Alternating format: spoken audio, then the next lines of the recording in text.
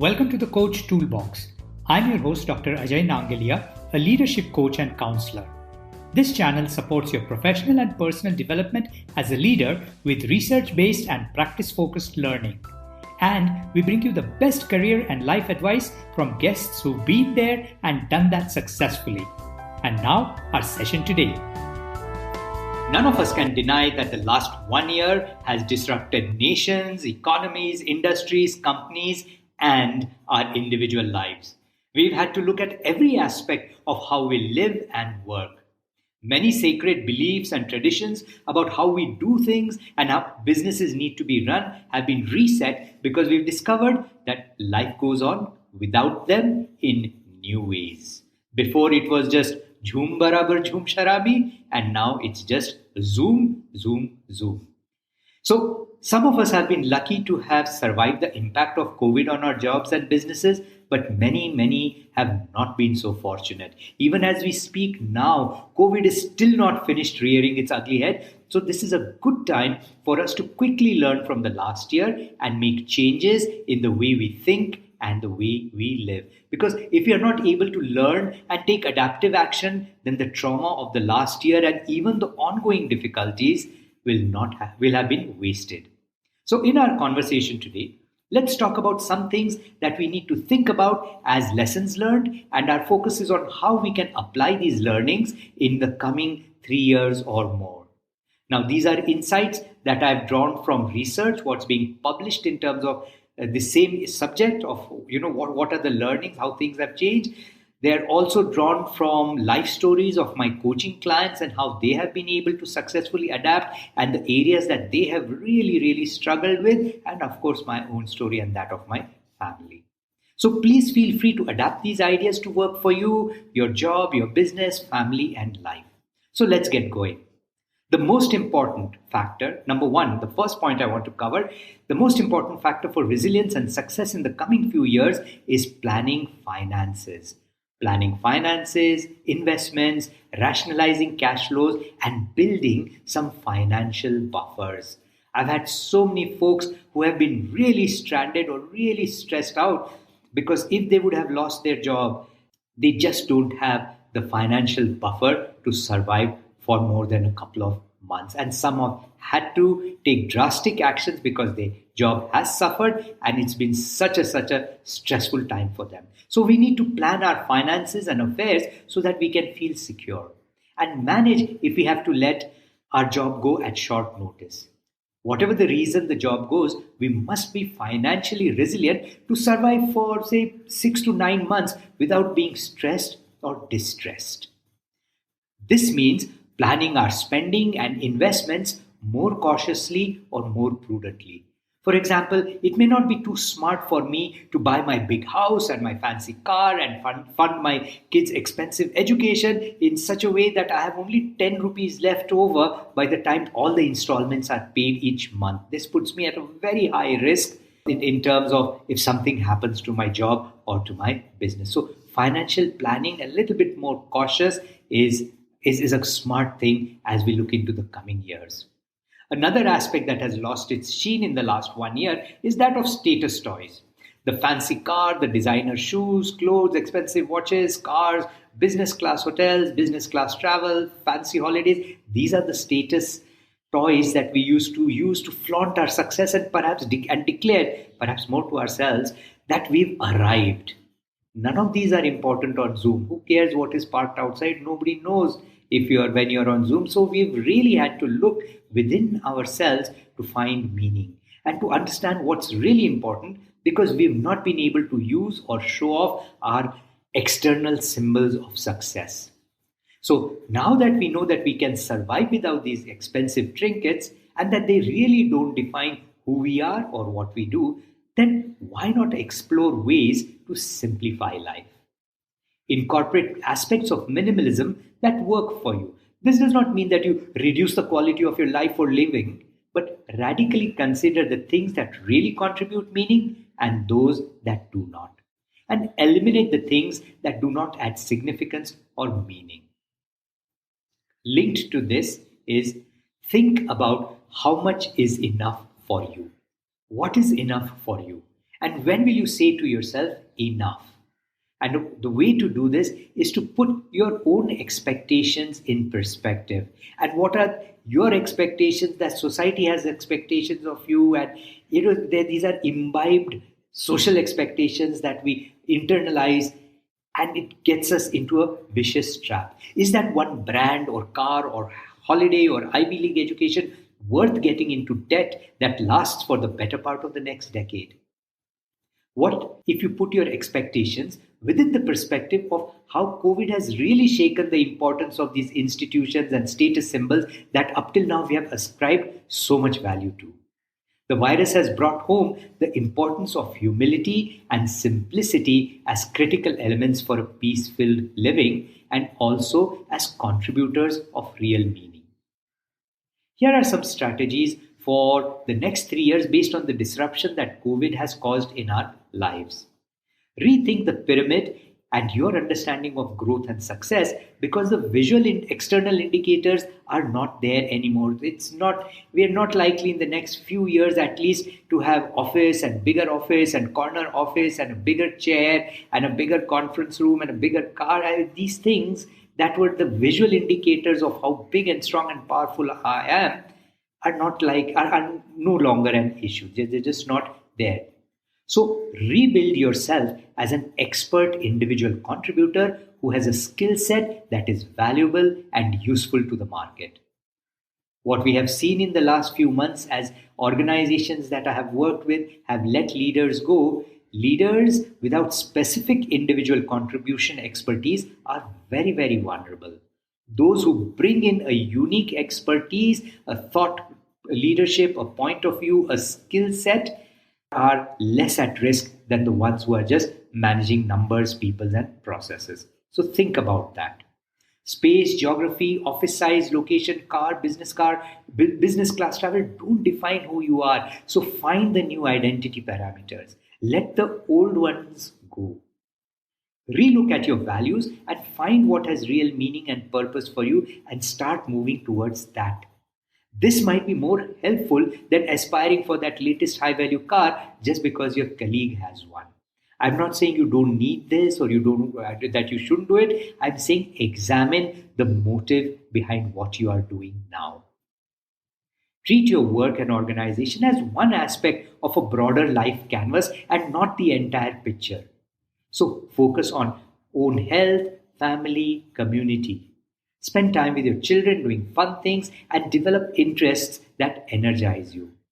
And the one way you can start doing a little bit more of this is to learn to say no to those endless calls that encroach all hours of your day and night, and you'll realize that things go on just as well. And one of the reasons we are not able to draw some of these boundaries is because we have the fear that, what if I lose my job? Am I really adding value? I need to be seen to be adding value. So these again stem from our fear and insecurities.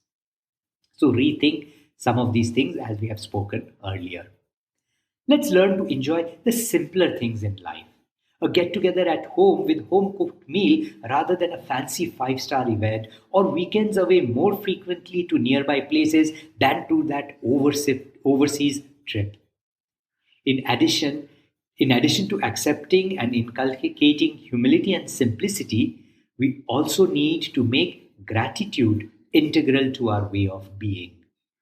Most times, our default is that the next thing is better, and if we get that, then we will be so much more happier. So happiness is always pushed into the future. Whereas with gratitude, we are thankful for what we have in the present moment. And the present moment is what we focus our attention on to give us joy. Remember, being grateful is a conscious choice. It's a practiced discipline. Experiencing and expressing gratitude is a way we embody humility and simplicity. And this is a critical mindset for the coming years when we know that COVID or some variation or something radically new can reset life for us again. Linked to the impact of COVID is the focus on physical health and well-being. Therefore, success in the coming years means that we must prioritize health and choices that support our wellness and well-being as top priority. Build an ongoing relationship with a coach or counselor right from now, so when things get rough, you have someone to lean on and seek support and counsel from. Put a top priority on your mental and emotional health in addition to physical health. As a leader, one of the ways you can demonstrate respect and concern for the mental health of your team and yourself is to reduce the stressors by saying no. So say no, learn to say no to these innumerable Zoom meetings and trainings, or say no to meetings that consistently and continually encroach personal time. As a leader, stop scheduling these meetings and then say no when others schedule it. If mental health is truly important and talking about it is not taboo for you, then as a leader, be vulnerable enough to talk about times when you're feeling down, or you struggle to bounce back up from a stressful something, or that you're taking time off to recharge your battery because you're feeling low. We don't have to maintain this facade of being positive or being in control all the time. That's a facade. It's very high pressure. So learn to be vulnerable and authentic at appropriate times. And when you know that a person from the team is going through bereavement or loss or illness, then give them time off and respect their time and space for privacy. What this means for you as a leader is that you need to think of processes that you will establish so that when such situations occur, you will have some resilience in the system for people to take downtime. Therefore, planning for resilience must be in place before the crisis. Furthermore, if health and wellness are important to you, then start by being a role model and not a goal model.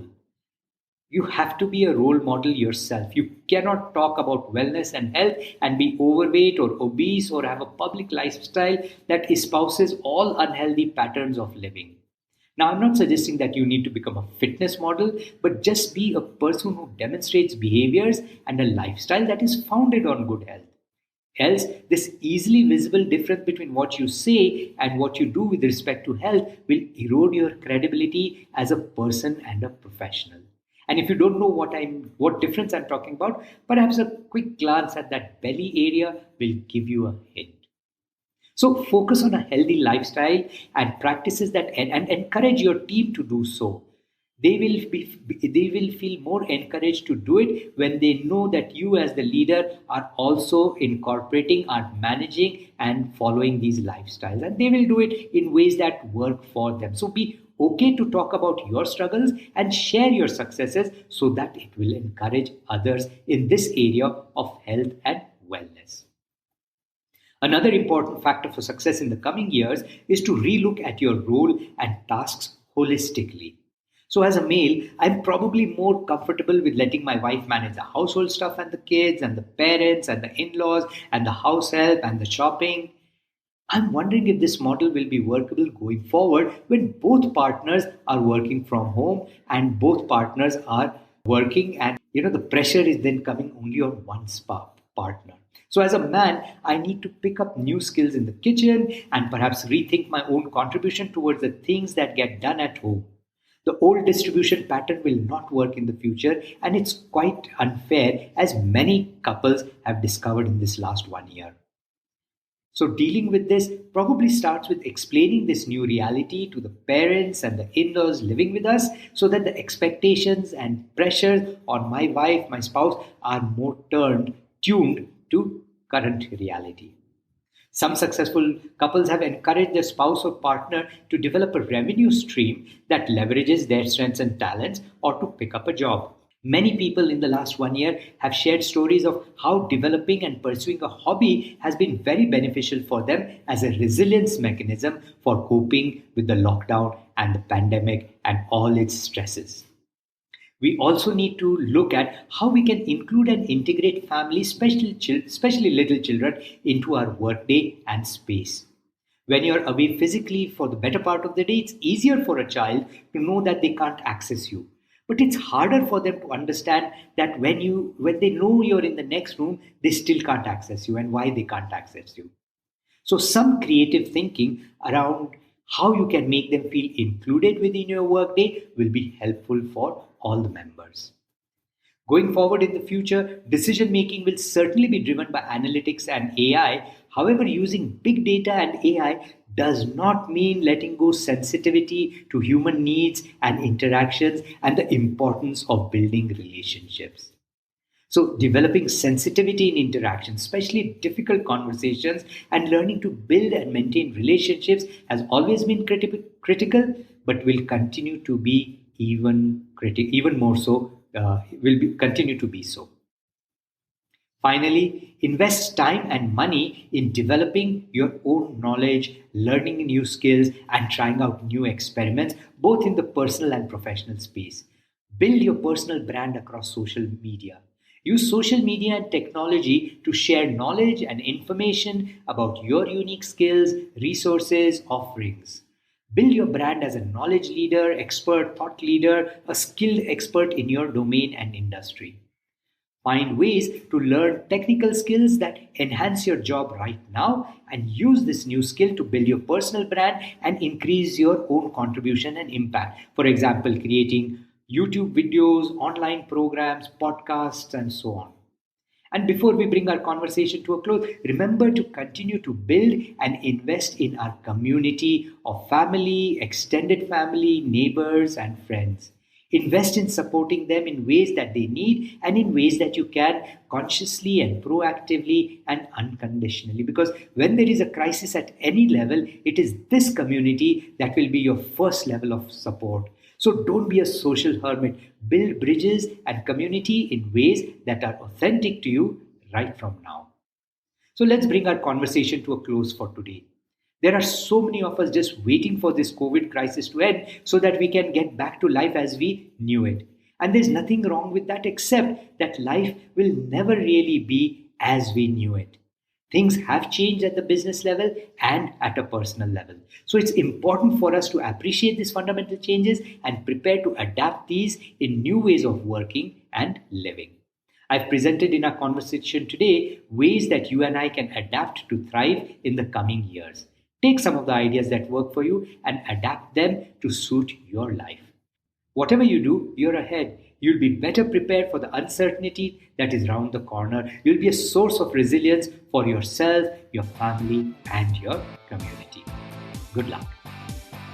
And that's it for today. Thank you for listening. Please connect with us on coachtoolbox@gmail.com. We'd love to hear from you. And don't forget to follow, subscribe, and review this channel. Details of our ICF-approved coach training programs and our services as executive coaches and coaching supervisors are on www.globalcoachtrust.org. See you in our next session.